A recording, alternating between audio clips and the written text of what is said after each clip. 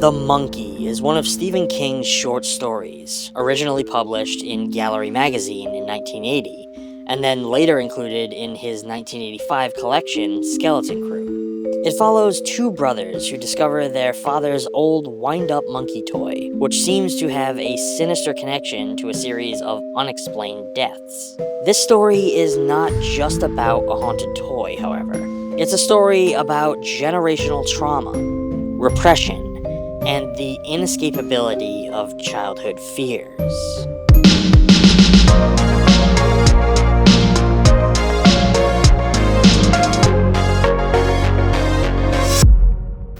Before we begin, this video is sponsored by Plex. For more information, stick around after the video to learn how to corral your movies, TV shows, and music from all your streaming services into one place. Stop scrolling, start streaming, get Plex.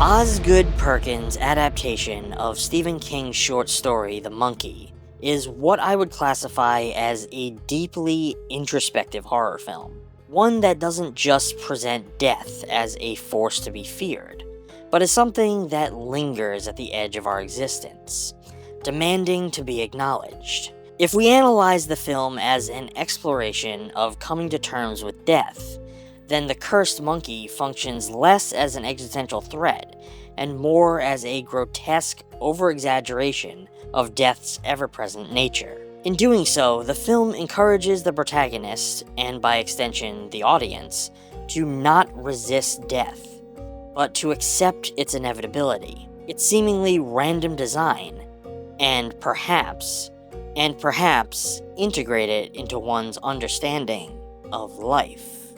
To begin, I would argue that this might just be the least Oz Perkins film that Oz Perkins has made thus far. While the thematics and atmosphere, as well as touches of his visual style, are evident throughout the film, this one definitely delivers an experience both visually and tonally that stand apart. I found myself wondering if this was a one for them, one for me sort of scenario. Especially since the film's post-credits sting was a teaser to his next project, which based on the little that was shown, definitely looked more like what I've come to expect from him. I don't mean to make it sound like this film was bad by any regard. It was interesting to see Perkins step away from the drab, haunting melancholy of films like The Blackcoat's Daughter and Longlegs, into a more fantastical nightmare that embraced the humor of its wildly grotesque situations. It proves that he is indeed a multifaceted filmmaker, who is more than capable of tackling projects of an entirely different nature. At its core, The Monkey follows a pattern. Each time the toy's drumstick comes down to clash against the surface of its drum, someone dies in spectacular fashion. This mechanical, indifferent repetition of death mirrors life itself. We move forward, and with each passing day, people vanish from our lives. In this sense, the toy becomes a heightened metaphor for reality, forcing the protagonist to acknowledge what he usually suppresses. Death is always around us, even when we try to ignore it. The monkey's reappearance in adulthood is like an unwelcome reminder that mortality never truly leaves us, and that there is randomness in death. The toy doesn't discriminate, much like real life. You cannot choose who you want it to kill. Loved ones, strangers, the innocent. Death claims all in one way or another. Rather than an evil entity, the monkey could be considered a symbol of inevitability, an externalized manifestation of Hal's struggle with the truth, that we all live under death's shadow. Much of modern horror revolves around the fear of dying, the fear of that great unknown that waits all of us at the end of our lives. But consider for a moment that the true horror in this film is not death itself. but the inability to live knowing that death is inescapable. Most of us trudge through our lives without ever really acknowledging it. We ignore its existence so that we don't become consumed by the crushing existential dread of it all. Hal's fear of the monkey's return is not just fear of the deaths it causes. It is fear of recognizing how fragile life actually is.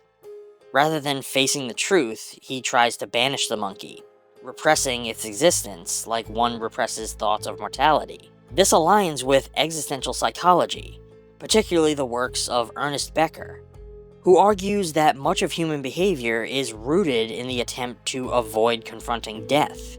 In this light, Hal's arc could mirror a person moving through the stages of grief and acceptance, transitioning from denial and fear to eventual understanding. Oz Perkin's films often lean into surrealism, allowing horror to feel both hyperbolic and intimate at the same time. Here, the exaggerated nature of death following every beat of its drum could be interpreted as a distorted, intensified version of how we experience loss in reality. When we lose someone, it can feel as if death is closing in on us, even if it's just part of life's cycle. This film externalizes this feeling by making death an inescapable, repeating event, intensifying the very real idea that is talked about all the time, how death comes in threes. Here, it comes in threes, fours, fives, dozens. It gets pretty crazy.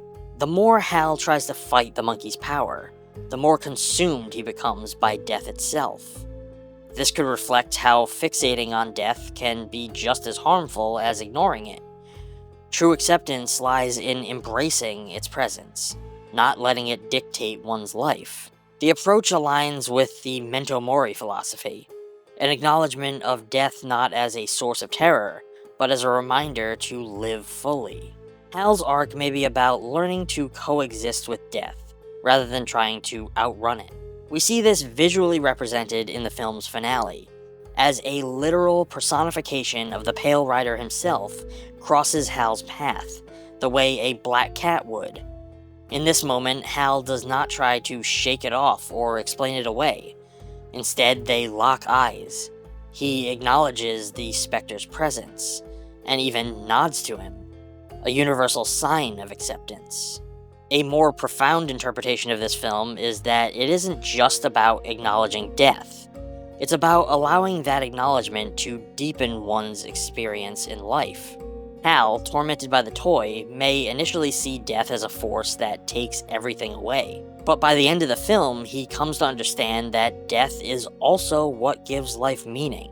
If we were immortal, would our choices even matter? The monkey's relentless presence forces Hal to re-examine his own existence, which is why we see him look back on his mother's death, a memory that haunted him throughout the film, the burden he carried knowing that he might have caused it.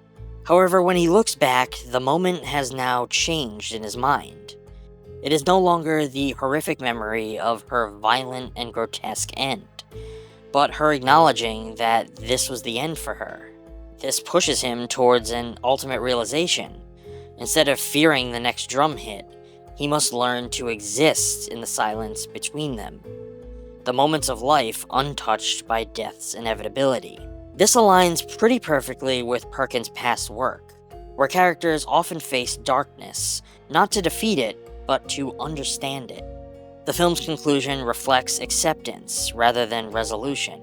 The monkey may never leave, but perhaps it no longer holds power over Hal or those he loves, now that he has accepted it into his life. In more ways than one, The Monkey is truly about coming to terms with death. It's not a film about survival. It's a film about internal transformation. Through its exaggerated portrayal of death surrounding us at all times, it forces both Hal and the audience to confront what we often avoid. In this way, the horror of the monkey may not be the deaths it causes, but rather the fear of those deaths, the fear of what awaits us all, the fear of accepting that unavoidable fact, a fear that can only be overcome by embracing mortality, integrating it into our understanding of life, and living with it rather than trying to run away from it.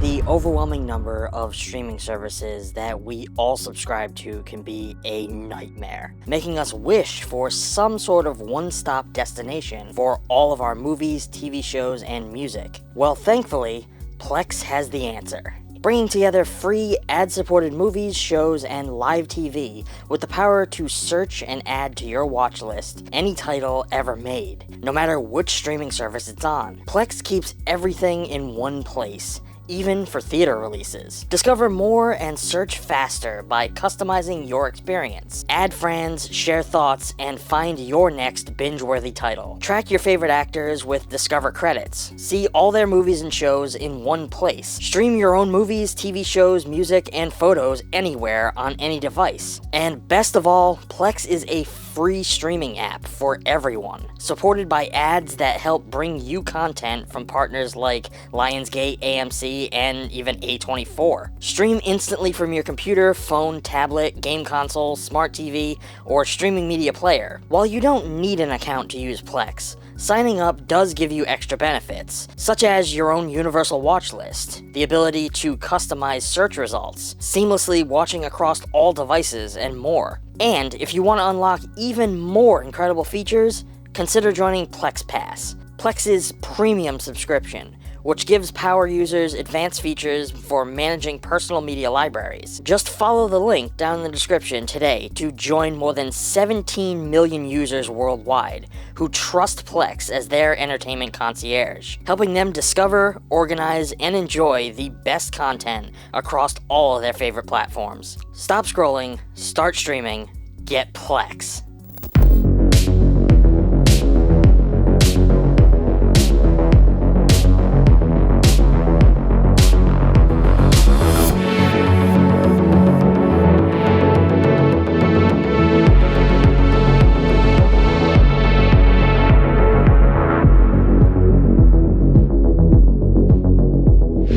Well, friends, that's gonna be all for now.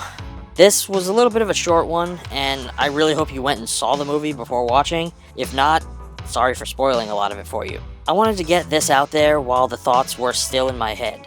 Oz Perkins is probably one of my favorite filmmakers in recent memory, so I had to rush out and see this one at the first opportunity. There's something about his films that just speaks to me. Obviously, I can't link this one down below because it's currently in its theatrical run. I'll try and add a link later on once a physical copy is available so that you can easily add it to your collection.